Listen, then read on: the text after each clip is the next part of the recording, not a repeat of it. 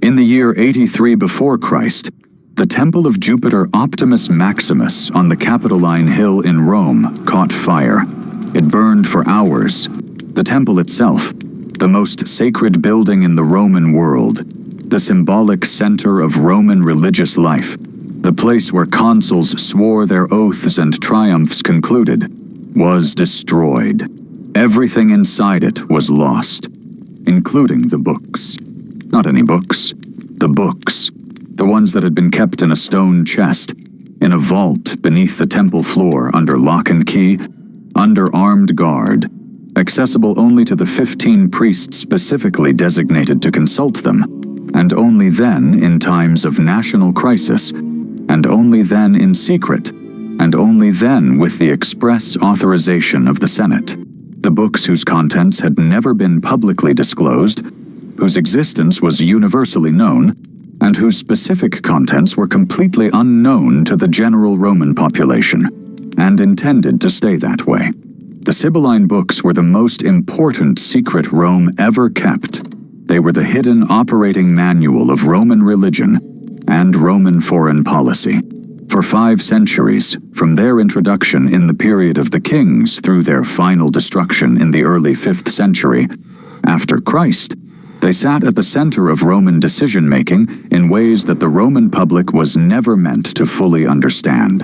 They were consulted when Rome faced plague, famine, military disaster, inexplicable prodigies, the birth of hermaphrodite children, the sky raining stones, rivers running backwards, the appearance of unknown creatures. They were consulted before major military campaigns, before founding colonies, before adopting new religious cults. They were the oracle at the heart of the most powerful empire the ancient world ever produced. And nobody outside the 15 priests who guarded them, the Senate that authorized their consultation, and whatever junior officials were involved in the physical process of reading them, ever knew what they said. Welcome back. Today we are going inside the oldest and most carefully maintained secret in Roman history, the Sibylline Books. Their origins, their contents, how they shaped Rome's decisions for 5 centuries, what happened when they burned, how Rome tried to replace them, and what their eventual destruction at the end of antiquity says about the empire that had relied on them and the world that came after. The origin story of the Sibylline Books is, like many Roman foundation stories, almost certainly legendary in its specifics, while pointing toward a genuine historical reality in its broad outline. The story that Romans told was this: a very old woman, a Sibyl, one of the divinely inspired prophetesses who appeared in several locations across the ancient Mediterranean world, came to Rome during the reign of the last Etruscan king, Tarquinius Superbus. She brought 9 books of prophecy and offered to sell them to the king. He refused the price. She burned 3 of the books and offered him the remaining 6 at the same price. He refused again. She burned 3 more and offered him the last 3 at the original price for 9. Something about this, the Sibyl's certainty, perhaps, or the absurdity of the arithmetic, convinced Tarquinius to buy. He paid the price for 9 and received 3. What he received, and what Rome guarded for the next 5 centuries, were those 3 surviving books. Their contents were verses in Greek hexameter, the meter of the great epic poems, whose language was deliberately obscure, requiring expert interpretation, and whose relevance to specific situations was determined by the 15 priests through a process that was itself secret. This is the first important thing to understand about the Sibylline Books. They were not a straightforward reference guide. You could not look up plague under P and find the appropriate ritual response. The books were ambiguous, elusive, interpretable in multiple directions, and the process of applying them to a specific crisis was an act of priestly expertise that itself required training, judgment, and authority. The 15 priests, the Quindecimviri Sacris Facundus, were among the most senior religious officials in Rome. Their consultation of the books was a sophisticated hermeneutical exercise, not a mechanical lookup.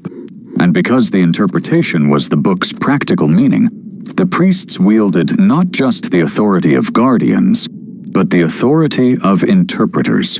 Why was this kept secret? The answer is more interesting than it first appears. The obvious answer is that secret knowledge is power, and the priests who controlled the books had an interest in maintaining their monopoly on that power. This is true, but incomplete. The deeper answer lies in the nature of the book's contents themselves, and what public access to them would have done to Roman religious and political life. The Sibylline Books were, in essence, a religious legitimation system.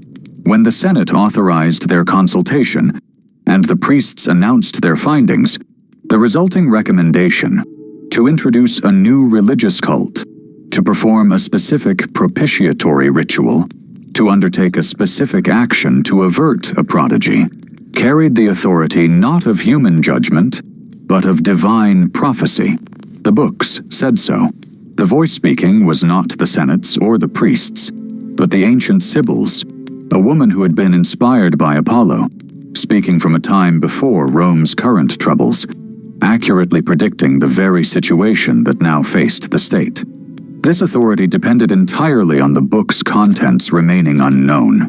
If every Roman citizen could read the books and form their own interpretation of what they said, and whether the priest's reading was correct, the system collapsed.